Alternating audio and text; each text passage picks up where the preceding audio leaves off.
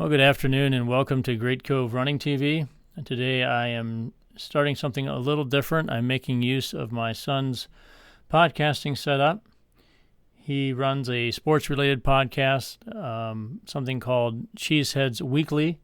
And if you're into football, and in particular if you're a Green Bay Packers fan, you might enjoy his podcast. So I'll put a link to that in the description below. I don't know if the podcast format will be something I do a lot of or not, but I thought I would give it a try today and see how it works. And hopefully I'll have more podcast episodes coming up. Maybe I'll do them once a month, maybe less than that, more than that, depending on how much news there is in the running world that I can share with you.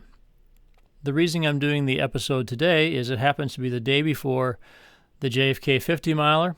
And that is a race that I'm signed up for and looking forward to running it tomorrow. I'm very happy to be just hours away from the race, and I'm healthy, I'm feeling good, and it's always a relief when you get to the starting line and you're not injured and you're feeling good and you don't have any sickness or anything like that, because you always wonder about those things leading up to the race if something's going to come up and kind of ruin your plans. But so far, so good. And we're going to be headed out to packet pickup here soon to Hagerstown, and so definitely getting excited about it.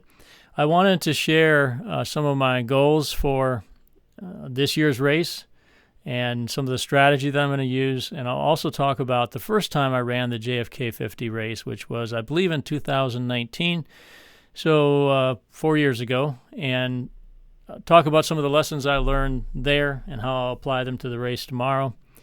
And also, I'll talk about some of the goals that I have for the race tomorrow as well.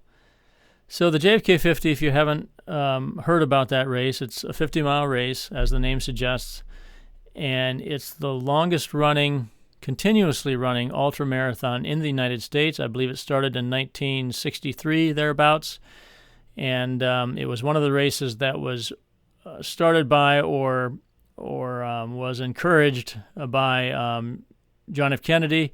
I believe there were several races, 50-mile races that started up around the country around that time as kind of a fitness test that I believe he had some part in instituting. And then many of them closed down at some point, but the JFK 50 has been running ever since. And it's a great race. I ran it in 2019. It was a great experience. There were a few things, though, that did go wrong. 3 days before the race, I was doing some work around the house, and I fractured my little toe, and it was extremely painful. It looked horrible. It looked like there's no way a person's going to walk on this foot, let alone run. But I was able to tape it to the toes around it and was able to run on it. Surprisingly little pain from it, even though it I'm sure, kind of disrupted the healing process. But because of that, I really kind of threw my goals out the window. I'd originally hoped to finish in less than 10 hours. Kind of threw that out the window, and then it ended up going well enough that I, during the race, thought maybe I could still reach that goal. But as it turned out, I made some mistakes that prevented that. So this year I feel like I have some unfinished business and would like to revisit that. So what are some of the lessons I learned from the JFK 50 in 2019? Well, the first thing I learned is that you don't need to carry much. This race is very well organized. It has very well-stocked aid stations, a wide variety of food. So I'm definitely not going to carry as much of my own food this time. Last time I had a whole pack full of stuff. I'm going to carry a few things. I really like Cliff Blocks. I'm more into chewables than gels, just because I don't like the gooey texture of gels. So I'm going to take some Cliff Blocks this time. I might take a bag of chips just to have something in my pack in case I get really hungry in between aid stations or feel like I'm getting behind calorie-wise. I'll have some salt tablets. I always carry them with races. If you start to get cramps, a salt tablet is many times the thing that will kind of help with that so you can continue. I also will have some ginger chews, which can be helpful if you have upset stomach, which I have not had a lot of trouble with in races, but have had it occasionally, and ginger chews do seem to help that. So that's the first lesson, not to carry too much, because they have lots of aid stations and they're fairly close together, 3 to 4 miles apart. So you don't have to go too far between. I'm only going to carry one water bottle. That's actually the same thing I did last time. I'm going to have a running pack that has 2 water bottle sections in the front. So I could carry 2, but I really don't need to. Just one is going to be fine. And I just make sure I fill it up every aid stations, drink some at the aid station itself, and then make sure I drink that before the next aid station, empty that bottle. And that seemed to be a pretty good rate of hydration for the last year's race, or the last time I ran it, I should say. The other lesson I learned is that when you're running on the C&O Canal towpath, there are lots of small rocks that you kick up.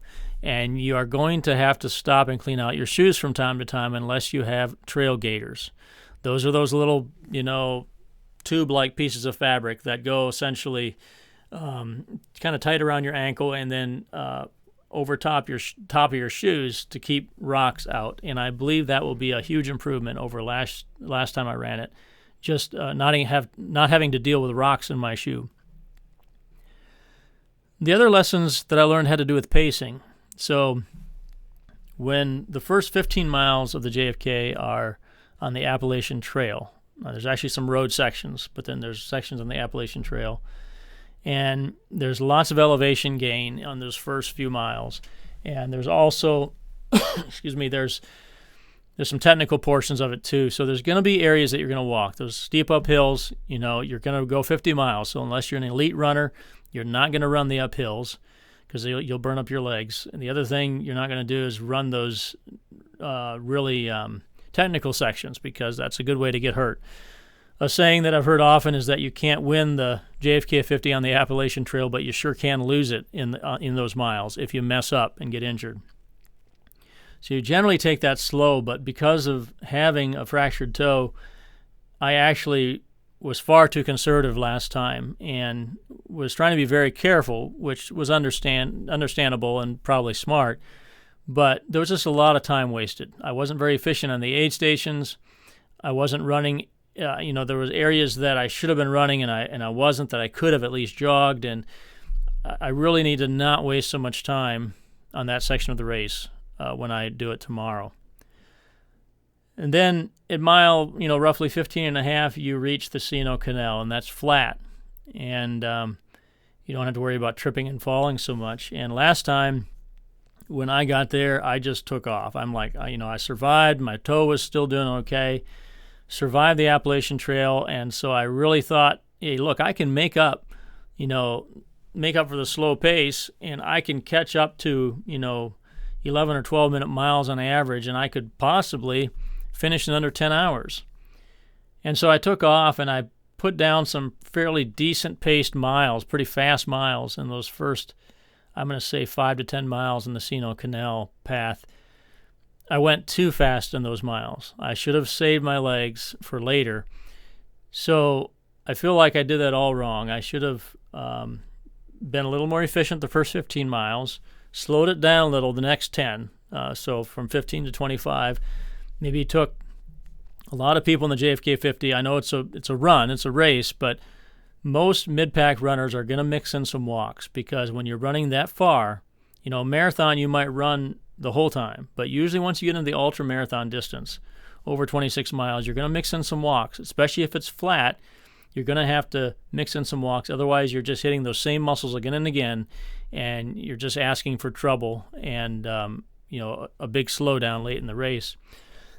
So it's good to build in a few walks, maybe every mile or two, just walking for a minute, just to kind of stretch the legs out, give those muscles a break.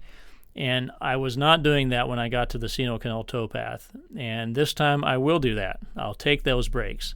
I'll try to maintain 11 to an 11.5 minute mile average, which doesn't sound like a lot, doesn't sound very fast, and it's not if we're talking about 5Ks, but if you're talking about a 50-miler, for a mid-pack runner, that's a realistic goal for me. So I'm going to try to keep that pace, not overdo it, and I think if I manage it right for the first half of the race to mile 25, I want to reach mile 25 with to be in striking distance of a sub 10. And so in other words, I want to plan for around, I want my watch to say 11:30 for an average pace. And I say that just because last year my watch, or last time I ran it, my watch said that it was 52 miles. Now that's not correct. It's actually I'm sure it's a well-measured course, and it's 50 miles and 2/10, 50.2. But my watch thinks it's 52, and if it measures it that way this time, I have to be sure to run at a pace that would allow me to finish that, what my watch thinks is 52 miles, in 10 hours. So that translates into an 11.5-minute pace. Even though if my watch was completely accurate, a 12-minute pace would be good enough, is good enough. I have to be sure to go by what my watch says and kind of be mindful of its inaccuracies. GPS watches are pretty accurate, but a lot of times if you get a lot of elevation gain up and down, and you get a lot of switchbacks, both of which you'll get on the first 15 miles, some of that, some watches just aren't that accurate. There'll be some problems there, and it'll measure it a little long or a little short. The other thing to keep in mind is that when the race starts, I'm obviously, a mid-pack runner, so I'll be in the middle of a throng of 1,000 people roughly that will be starting this race, and so I will not be up by the start line. I will be back roughly halfway, and so that's some extra mileage there. I don't know what it will be, maybe a quarter mile, maybe not even that much, but that will add a little bit to it as well. So I want to make sure my watch tells me I'm going at 11.5 minutes. I think if I do that, I can be pretty sure that when I get to the finish line, I'm going to do it in 10 hours. That being said, I should talk a little bit about goals. I don't actually believe that the sub 10 is not my chief goal for this race. The first goal, which typically always is to simply finish under the cutoff, which is 13 hours. It shouldn't be a problem, but obviously with this distance of a race, things can go wrong. So that's one thing. That's the number one goal. Second thing is I'm going to be taking my 360 camera along to get some footage so I can make a highlight reel for you guys who watch my YouTube channel. And then thirdly, I'd like to get that sub 10. And there's some other things I want to do too. Like I want to enjoy the food. I always say that, but once you get to about mile 30, there's no such thing as enjoying the food anymore. But those aid stations have such a wide variety of things. I would like to feel well enough to be able to enjoy a little bit of that. I don't know whether that will work out or not. So that's pretty much all I got for that. I'm very excited about it, and I hope that I'll be able to finish without any major issues. There's a little bit of apprehension anytime I get to the starting line of a race like this, because it's a long distance and there's plenty of things that can go wrong. And if things go wrong early, it's quite possible that I could maybe not finish the race. So hoping that'll be good. The weather looks like it's going to be great. Low is about 46, high is about 54, something like that. That's perfect weather in my books, because I can wear a long sleeve shirt and I can wear the same one throughout the race. I don't have to switch out to a short sleeve or something heavier. It's really nice when the low temperature and the high temperature are not that far apart. So that all looks good. I will sign off for today, and stay tuned. I will have hopefully a highlight video for you afterwards about the race, and maybe some podcasts in the future as well. Thanks so much for listening and watching today, and have a good evening.